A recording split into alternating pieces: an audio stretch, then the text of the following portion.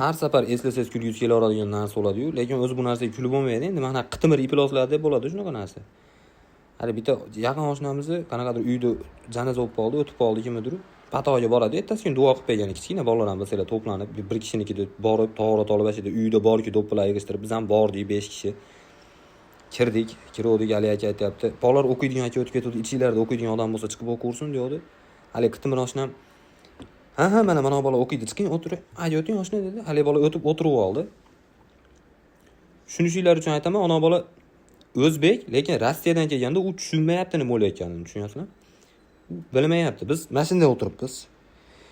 Kulib yormaslikda hali joyda. Qita'lasam ham unaqa kulgisi kelmaydi. Ona bolaning miyasiga arabskiy VPN yaqib peshib. Uluka Moria Dubzeloniyni aytib bermaydi-yu. Turib hali 1 minut jim turib, "Uka, siz o'qiysizmi?" deydi hali oshnamga qarab turib. "Ha, 4-maktabda o'qiyman" dedi-yu.